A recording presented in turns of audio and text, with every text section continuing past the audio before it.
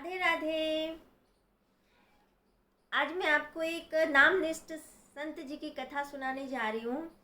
नामनिष्ठ संत थे, उनको इतनी नाम भगवान के नामों में, हरि के नामों में, कृष्ण के, राधा रानी के नामों में इतनी निष्ठा थी कि 24 घंटों में वो 20 घंटे भगवान का नाम जप किया करती थी।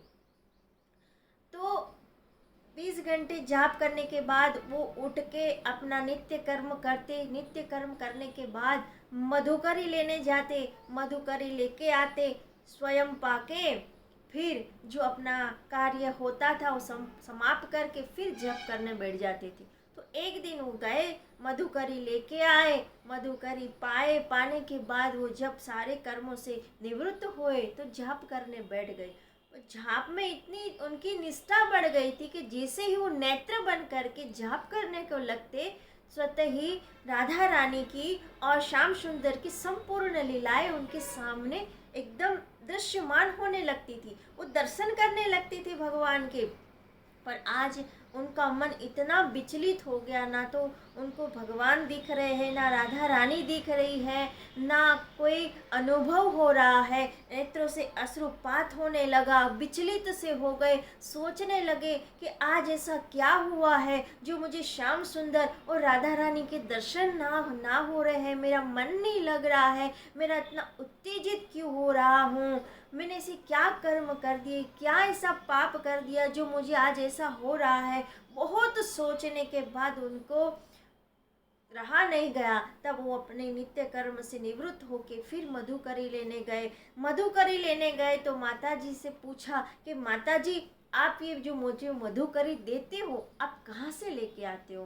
तो माता जी ने बताया कि महाराज जी, बोले मैं रुई लेके आती हूँ बाजार से, उसकी बाती बना के बाजार में बेच के उसमें से जो मुझे धन प्राप्त होता है उससे मैं आटा दाल चावल लेके आती हूँ और स्वयं अपना पाके और आपको आपको देती हूँ, मैं मधुकरी आपको भिक्षा देती हूँ मैं।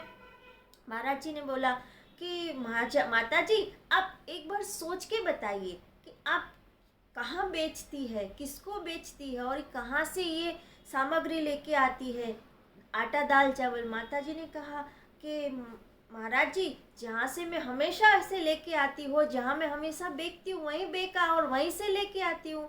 बोल माता जी, आप एक बार और सोच के बताइए क्या बात है, कहाँ से आप लेके आए, कोई ऐसे व्यक्ति से आपको धन मिल गया था कि अलग जगह से आप की सीधा सामग्री लेके आए हो। माता जी ने कहा कि महाराज जी, आप ऐसे प्रश्न क्यों पूछ रहे हो। तब महाराज जी ने संपूर्ण कथा सुनाई, संपूर्ण बात बताई और कहा कि ऐसी ऐसी बात है। तब माता जी ने कहा कि महाराज जी, कल मेरे घर में जो है दिया जलाने के लिए तेल नहीं था और मेरे बाती बनाना बाकी रह गया था, बाती नहीं बनाती तो मुझे धन नहीं मिलता और धन नहीं मिलता तो मैं आटा दाल चावल नहीं ला पाती। इसीलिए बाजू वाले घर के दिए की प्रकाश मेरे आंगन में पड़ रही थी, वो आंगन में प्रकाश में बैठ के मैंने बाती बनाई थी। महाराज जी को तुरंत ध्यान आया। पूछा महाराज जी ने कि माता जी, बाजू में किसका घर है। तो माता जी ने कहा बाजू में कोई डकैत रहता है, वो लूट फाट करके धन एकत्रित करके लाता है। बताओ, बाजू वाले घर में डकैत रहता है, उसके घर में जलते दिए की प्रकाश माता जी के आंगन में पड़ रही है और माता जी ने वो प्रकाश में बैठ के बाती बनाई, वो बाती बेच के उसमें से धन आया और वो धन से आटा दाल चावल आया और आटा दाल चावल से वो महाराज जी को मधुकरी मिली।